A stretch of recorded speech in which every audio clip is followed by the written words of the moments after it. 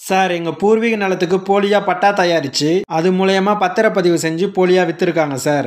இந்த பத்திரப்பதிவை ரத்து செய்ய இப்ப நான் என்ன செய்யணும் அப்படின்னு நம்ம சப்ஸ்கிரைபர் கேட்டிருந்தாருங்க. அவருக்கு சொன்ன சட்ட ஆலோசனையை இந்த வீடியோல நம்ம பார்க்கலாம். ஒரு போலி ஆவணத்தை ரத்து செய்ய என்ன பண்ணணும்? ஒரு போலி ஆவணத்தை ரத்து செய்ய மாவட்ட பதிவாளர்களுக்கு அதிகாரம் இருக்கா இல்லையா, இல்ல சிவில் நீதிமன்றத்துக்கு தான் முழுமையான அதிகாரம் இருக்கா? ஒரு போலி ஆவணத்தை ரத்து செய்யறதுல மாவட்ட பதிவாளர்களோட ரோல் என்ன? இப்படி எல்லாத்தையுமே இந்த வீடியோல பார்த்து தெரிஞ்சுக்கலாமா? போலி ஆவணங்களை பயன்படுத்தி இல்லனா மோசடி பத்திரங்களை பயன்படுத்தி பத்திரப்பதிவு செஞ்சா அதை ரத்து செய்யும் விதமா தமிழக அரசு 2022ல ஒரு சட்ட திருத்தத்தை கொண்டு வந்தாங்க. இந்த சட்ட திருத்தத்தின் மூலமா போலியான ஆவணங்களை பயன்படுத்தி பத்திரப்பதிவு செஞ்சா இல்ல ஆள்மாறாட்டம் செஞ்சு பத்திரப்பதிவு செஞ்சாலோ அதை ரத்து செய்யற உரிமையை மாவட்ட பதிவாளருக்கே கொடுத்தாங்க. இந்த சட்ட திருத்தம் மூலமா நிறைய போலி ஆவணங்கள் சிவில் நீதிமன்றங்களுக்கு செல்லாமலேயே குறுகிய காலகட்டத்தில் ரத்து செய்யப்பட்டதுங்க. இருந்தாலும் ஒரு சில மாவட்டங்கள்ல ஒரு சில இடங்கள்ல மாவட்ட பதிவாளர்கள் ஒருதலைபட்சமா ஆவணங்களை ரத்து செஞ்சாங்கன்னு கூறி நிறைய வழக்குகள் தொடரப்பட்டதுங்க. இப்படி உயர்நீதிமன்றத்துல நிறைய வழக்கு தாக்கல் செஞ்சதால குறிப்பிட்ட வழக்குகளை விசாரிச்ச நீதிமன்றம் மோசடி பத்திரங்களை ரத்து செய்யற அதிகாரம் நீதிமன்றத்துக்கே உரியது, அதை எந்த ஒரு அரசு அமைப்பும் செய்ய முடியாது அப்படின்னு அந்த சட்ட திருத்தத்தை ரத்து செஞ்சாங்க. இது மூலமா இந்த சட்ட திருத்தம் கொண்டு வரப்பட்ட நாள்ல இருந்து மாவட்ட பதிவாளர்களால் ரத்து செய்யப்பட்ட எல்லா ஆவணங்களும் செல்லாது அப்படின்னு ஆணையம் பிறப்பிச்சாங்க. மாவட்ட பதிவாளர் இல்லைன்னா துணை பதிவாளர்கள் நினைச்சா போலி பத்திரப்பதிவை ரத்து செய்யறதுக்கு அவங்களோட ரோல் என்ன அப்படின்றத நம்ம தெரிஞ்சுக்கலாமா? ஆனா ஏற்கனவே செக்ஷன் 83 இந்தியன் ரெஜிஸ்ட்ரேஷன் ஆக்ட் படி போலி பத்திரப்பதிவு ஆவணங்களை விசாரிக்க மாவட்ட பதிவாளர்களுக்கு எந்த ஒரு தடையும் இல்லாம இருக்குங்க. ஆனா இந்த சட்ட திருத்தத்தை ரத்து செஞ்சதால பத்திரப்பதிவு சம்பந்தமா எந்த ஒரு முடிவையும் எடுக்காம தான் இருக்காங்க. நம்ம சப்ஸ்கிரைபர் கேட்ட கேள்வி கூட இது ரிலேட்டடா தாங்க. இது சம்பந்தமா உயர்நீதிமன்றத்தில் கொடுத்த ஒரு முக்கியமான தீர்ப்பை இந்த வீடியோல பார்க்கலாம். கூடவே உயர்நீதிமன்றம் கொடுத்த தீர்ப்பை எப்படி டவுன்லோட் பண்றதுன்னு நான் உங்களுக்கு சொல்றேன். அதனால வீடியோவை ஸ்கிப் பண்ணாம கடைசி வரைக்கும் பாருங்க. இப்போ நீங்க ஸ்கிரீன்ல பாக்குற order copy Madras high court Madurai பெஞ்சில் கொடுத்த தீர்ப்புங்க. இந்த தீர்ப்பு 22/7/2025 நீதிபதி ஸ்ரீமதி அவங்க கொடுத்த தீர்ப்புங்க. இந்த வழக்கை பொறுத்த வரைக்கும் மனுதாரர் அதாவது பெட்டிஷனர் முகமது நீதிமன்றத்தில் சொன்னது என்னன்னா, எதிர் மனுதாரர்கள் ரெஸ்பாண்டன்ட் 3, 4, 5 இவங்க 3 பேரும் போலியான ஆவணங்களை பயன்படுத்தி இப்ப நீங்க ஸ்கிரீன்ல பாக்குற பத்திரங்களை பத்திரப்பதிவு செஞ்சிருக்காங்க அப்படின்னு சொல்லியிருந்தாரு.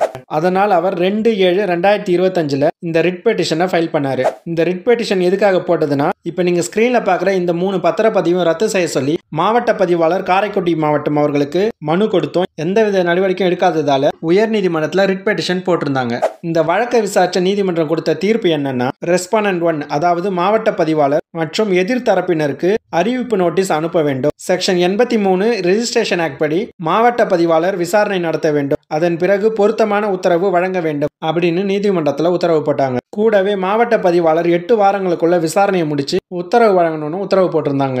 இதுல இருந்து நீங்க தெரிஞ்சுக்க வேண்டியது என்னன்னா, உங்களுடைய சொத்தை போலி ஆவணங்கள் இல்லைன்னா மோசடி செஞ்சு போலியா பத்திரப்பதிவு செஞ்சிருந்தாங்கன்னா 1908ஆம் ஆண்டு பதிவு சட்டத்தின் பிரிவு 83 படி பதிவாளர் அல்லது மாவட்ட பதிவாளர் அவங்களோட அதிகாரத்துக்கு உட்பட்ட பத்திரப்பதிவு அலுவலகங்களில் பதிவு செய்யப்பட்ட பத்திரங்கள் போலியானது அல்லது தவறாக பதிவு செய்யப்பட்டது என்று தெரியும் போது பதிவுத்துறை தலைவர் அல்லது பதிவுத்துறை துணைத் தலைவர் அனுமதியோடு மாவட்ட பதிவாளர் அல்லது மாவட்ட துணை பதிவாளர் வழக்கு தொடரலாம் என்று பிரிவு 83 பதிவு சட்டம் 1908 கூறுகிறது.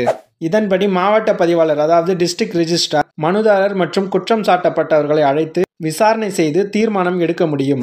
இது மூலமா நீங்க தெரிஞ்சுக்க வேண்டியது என்னன்னா, உங்களுக்கே தெரியாம உங்களோட சொத்தை மோசடி ஆவணங்களை பயன்படுத்தி பத்திரப்பதிவு யாராச்சும் செஞ்சாங்கன்னா அவங்க மேல நீங்க மாவட்ட பதிவாளர் இல்லைன்னா துணை பதிவாளர் அவங்க கிட்ட செக்ஷன் 83 பதிவு சட்டம் 1908 படி நடவடிக்கை எடுக்கும்படி மனு கொடுக்க முடியுங்க. ஆனா அந்த மனுவை எழுதும் போது தலைப்புல செக்ஷன் 83 சப்டிவிஷன் 1 அப்படின்னு விண்ணப்பத்தோட தலைப்பா எழுதுங்க. கூடவே நீங்க அனுப்ப போற மனு கூட இப்ப நம்ம வீடியோல பார்த்த தீர்ப்போட நகலை அட்டாச் பண்ணி ரெஜிஸ்டர் போஸ்ட்ல அனுப்பி வைங்க. ஏன்னா நீங்க மனு கொடுத்து எந்தவித நடவடிக்கை எடுக்காத பட்சத்துல பதிவு தபால் ரசீது வச்சு நீங்க உயர்நீதிமன்றத்தில் வழக்கு போட்டு மாவட்ட பதிவாளரை உடனடியாக நடவடிக்கை எடுக்க செய்ய முடியும். நீங்க உயர்நீதிமன்றத்தில் வழக்கு போடும் பட்சத்துல மாவட்ட பதிவாளர் உடனடியாக நடவடிக்கை எடுப்பாருங்க. இப்ப நீங்க ஸ்கிரீன்ல பாக்குற தீர்ப்பு நகல் உங்களுக்கு தேவைப்படும் இல்லைன்னா ஃபியூச்சர்ல யூஸ் ஆகும் நீங்க நினைச்சீங்கன்னா கமெண்ட்ல ஆர்டர் காப்பின்னு டைப் பண்ணுங்க, நான் உங்களுக்கு சென்ட் பண்ணி வைக்கிறேன். இந்த மாதிரி லீகல் இன்ஃபர்மேஷன் உங்களுக்கு பிடிச்சிருந்தாலும் புரிஞ்சிருந்தாலும் ஒரு லைக் பண்ணுங்க. கூடவே பக்கத்துல இருக்க ஹைப் பண்ற ஆப்ஷனை கிளிக் பண்ணுங்க. அப்பதான் உங்களை மாதிரி இந்த வீடியோ யாருக்கெல்லாம் தேவைப்படுமோ அவங்களுக்கு யூடியூபே சஜஸ்ட் பண்ணுங்க.